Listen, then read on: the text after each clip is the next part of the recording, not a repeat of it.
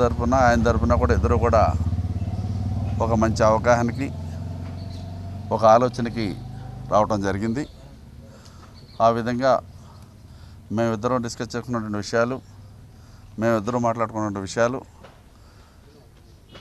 ఇద్దరం కూడా ఏకీభవించుకున్నాం. దాంట్లో ఇంకా రెండో తేడా కూడా ఏమీ లేదు. 100% ఆయన చెప్పిన దానికి నేను పూర్తిగా ఏకీభవించడం జరిగినటువంటి విషయాన్ని కూడా ఈ సందర్భంగా తెలియపరుస్తున్నా.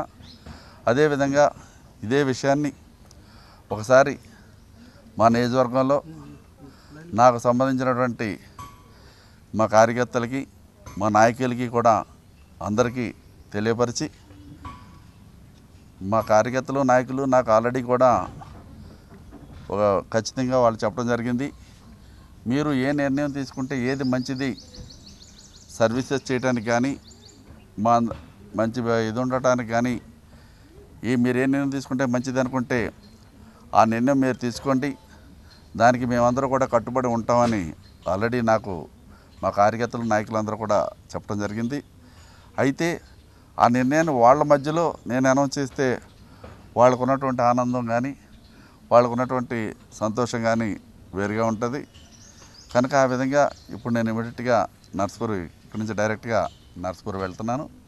నర్సాపూర్ వెళ్ళి విషయాన్ని చెప్పి వాళ్ళందరి మధ్యలో క్లియర్గా గౌరవనీయ పార్టీ అధ్యక్షులు జగన్మోహన్ రెడ్డి గారు మేము ఏం మాట్లాడుకున్నామో, ఏం చేయాలనుకున్నామో అవి అక్కడ డైరెక్ట్గా అనౌన్స్ చేసి అయితే వాళ్ళకు కూడా ఇంకా ఎక్కువ ఆనందం ఉంటుంది. కనుక నేను కూడా వాళ్ళతో మరొకసారి చెప్పడం కూడా వాళ్ళకి మరింత ఎక్కువ జోష్ ఉంటుంది. కనుక వాళ్ళ మధ్యలో అనౌన్స్ చేస్తాం, ఈ రోజునే అనౌన్స్ చేస్తాం.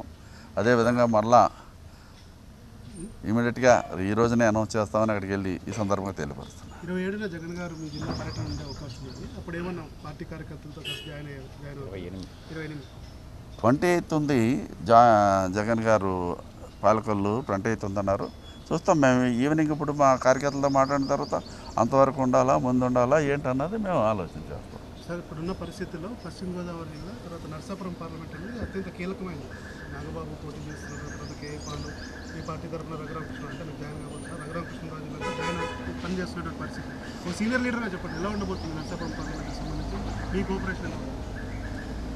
నేను ఒక కమిట్మెంటు ఎవరికి ఇచ్చినా నా శక్తి వంచన లేకుండా పనిచేయటం, కృషి చేయటం, నాకు ఇచ్చినటువంటి అసైన్మెంట్ని 100% సక్సెస్ఫుల్గా విజయపథంలో ముందుకు నడిపించటం నా ప్రీవియస్ కెరియర్లో నాకు ఉన్నటువంటి ఇది.